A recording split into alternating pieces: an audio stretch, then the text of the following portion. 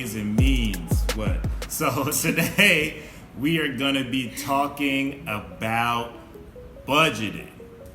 I know, guys, everybody hates budgeting. People can't stand the thought of it. It just makes people's skin crawl sometimes for some reason. Why do you think that is? It could be a lot of reasons. The fear of having to track their expenses, the difficulty in doing so sometimes, just straining, because it could be strenuous to sit there and meticulously, track every single thing that you spend money on. You buy M&M's, 99 cents, you put that in the budget. Whatever it is, it's just a lot to just sit there and track. I guess from a mental health standpoint, I would add to that, depending on your environment, depending on the way that you were raised, if a budget wasn't used, or if money, the way that your parents or your care providers taught you about money or felt about money, for the most part trickles down to how you end up feeling about money. So if your parents weren't necessarily budgeters, you're most likely not going to end up budgeting unless it's something that you're really interested in. A lot of people develop poor money habits because of the household that they lived in. I've had clients who have shared with me that they find difficulty with spending money because of fears of feeling abandoned, or feeling unloved, and the way that they feel loved or the way that they feel connected to other people is by spending money so that they can live up to societal standards of how people are supposed to look, how they're supposed to dress, where they're supposed to live, all these different things.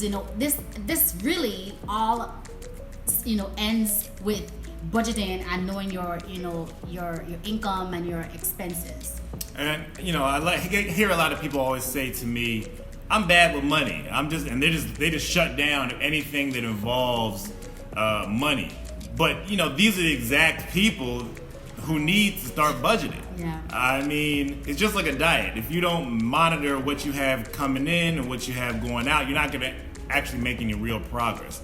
But lucky thing for you guys, it's 2019. Things couldn't possibly be easier. You got so much technology available to you, so you're not sitting there with a calculator crunching numbers yourself. I mean, all you're doing is data entry for the most part, and everything is getting spit out for you otherwise. So hopefully you had a chance to catch our video last week where we just helped you to figure out what amount you needed to pay every month to pay your debt off, and it allowed you to set a goal for a date where you wanted to have your debt extinguished. Now, the reason that we did that first, rather than doing the budget first, is because we didn't want you to look at your budget and then try to just get in where you fit in and try to put your budget for your loan payments on a lower priority. We wanted you to make that the first priority and then goal set. We want you to goal set.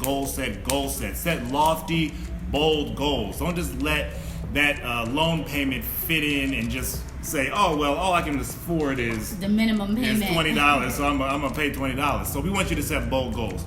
So if you didn't check that out, you should go ahead and check that out now. We're gonna put a link up here somewhere, right here maybe, and that'll get you started. But if you've already watched that video, then today what we're gonna do is we're gonna go through our favorite budgeting template.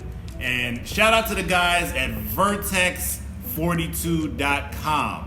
I don't know them, they're not paying me to say this, but that's the budget that we used, and we liked it because it was really specific. Specificity is important. So I don't want you to think that like she said, talking about M&Ms, no expense is too small. This is gonna be something else we're gonna do in Google Sheets, and we're gonna put the link down in the description. So you got anything else to say before we hop into the computer? No, I think that's it. Let's get to it. All right, so let's check it out. All right, so when you open up the budget, this is what you're gonna get. Well, first of all, you're gonna have to click the top right-hand corner where it says Use Template, and then this is gonna bring you to the actual budget. So first things first, when you get to the budget, what you're gonna do is gonna do similar to last week. You're gonna hit File, and you're gonna make a copy. And that's gonna allow you to make a copy within your own Drive file structure that you can use for yourself. Then what you want to do, if you are doing this in two-player mode, say you're working with your spouse, you can go ahead up here to the share button and then you can add in their email addresses so they can also get access to this file, and you can work on it together simultaneously. Now, aside from that, what we like to do was we put all of our every month of a year into one single file, so like one workbook. So the way we would do that is when we get to the end of a specific month, say you're in January, what you would do then is go down to the bottom here, you see this little plus sign, you can add a sheet. So you can copy the whole thing in this top left box here, and you just go ahead and do a Control-C or just right-click and copy, and then create another sheet, and then you just paste it in there. And then you can come down and then rename this. So this would be, February 2019, or however you want us to write that and abbreviate that. So, that is going to be kind of the setup you need to do. So now let's get to the actual budget. Now here where it says income, that's going to be your gross income. Now, don't put your take-home income, because if you do that, you're going to run into some trouble and you're going to get a bunch of numbers that don't make sense. So what this budget is doing, there's a lot of formulas in here, and what you put here in this top actual box is going to end up here. And so the whole goal of this process is going to be to make this box here, this net box, as large as possible. So that's essentially the difference between whatever your gross income is and whatever your expenses were for the month. And so the wider you make this net box, the more you can put on your student loans. Alrighty, so when you're actually adding the information into your actual sheet, if we scroll down to say your home expenses portion, and you want to indicate that, for your home supplies, not only did you spend $15 on something, you probably spent, you want to make sure you put an equal sign to begin the equation, or else it's going to end up erroring out if you don't. And then if you want to add additional items, you go ahead and you add a plus sign, and then whatever the cost of those items were. So let's say you purchased something from Home Depot and that was $6, and you purchased something else maybe from Walmart and that was $10. At the end of the month, you would have spent $31. And once you hit enter, after inputting all your information in that tab, in that box, it will calculate itself. So you don't have to sit and try to figure out those calculations. So just going through the budget items, there's a lot of options here. Just try to be as thorough as possible. No expense is going to be too insignificant, because you're really trying to get an idea of what you're spending over the course of a month. So it doesn't matter if it's not something that you say you spend every month. Like say you this month you just had to pay your car insurance, but it's something you do once every 6 months. You want to make sure that just goes in the budget, so hey, this is something that's going to come out. So everything needs to be tracked. Alrighty, so another tip that I have for you is with the budget, of course, there may be unique items that may be particular to your lifestyle. So let's say, for instance, under the daily living section that's highlighted in blue, there are areas where it says discretionary and name one. So you can change that to say snacks, or if you're the type of person that if you have coffee every day, maybe you might want to actually put coffee in there so you can get an idea of how much you're spending on coffee on a month-to-month basis. Again, you put in the equal sign and you put the cost of the coffees in that you have, and whatever other things that you would like to add and change in the budget. As far as creating unique budget line items, you can do that for whatever categories that are already listed there. An important thing to note when you're starting a new month, you need to be really mindful of the formulas that are in the document. Now, there's a lot of formulas that help you get to these total lines here at the end. And then each section, you see here, like income, home expenses, savings, that are just on the screen right now, they all have total fields here down at the bottom. So you want to make sure when you're starting a new month and you're going through and erasing things, make sure you're only erasing kind of these blue sections here. that has your own personal input in it. You don't want to be deleting the formulas in any of these total lines. So just be really careful about that, or else the spreadsheet won't work if you erase out some of the formulas that you really need. Now, we know a lot of this is review for you guys. It's not hard. It's just a matter of, sitting down and actually doing it. So one thing that we found to be helpful, when we were coming up with our original budget, we actually went back and kind of audited our prior months as much as we could by using bank statements, credit card statements, whatever, to come up with these projected amounts. So you come up with your projected amounts, and that's essentially going to be your slated budget. And then as you go through the month, you're going to go ahead and put in your actual budget.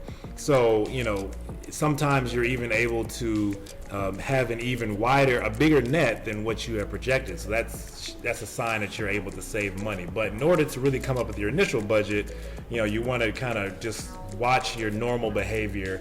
And then if you're working with a partner, a spouse, or even if it's just you yourself, you have to kind of sit down after doing that analysis and determine, after seeing where you've spent and how you usually spend, where you're going to want to determine where you can make some cuts. Because as we talked about last week, you have that number that you've determined that you want to go forward with. And so it's going to allow you to pay your student loans off in 1 year, 2 years, 3 years, whatever that goal is that you set for yourself.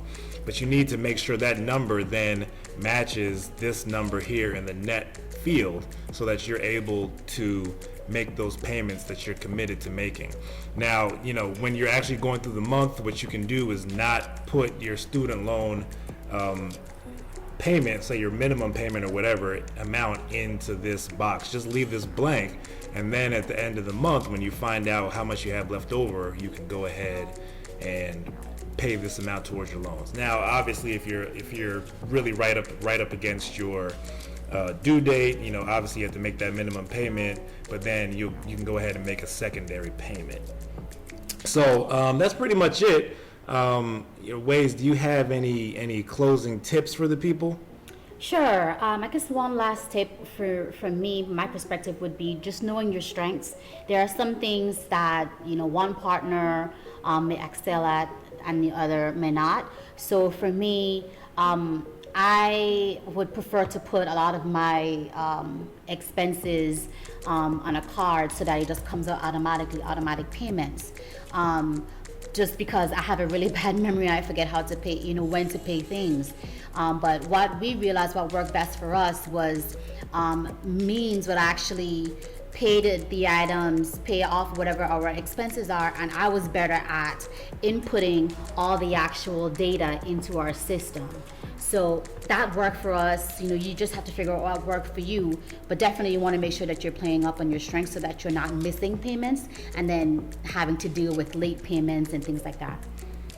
For me, I think an important tip you can use in this Google Sheets is that when you're adding your expenses or any line item you add, it's important, I think, for certain, not everyone, but sometimes you're going to have big things and maybe abnormal that they're not something you're going to be doing every month.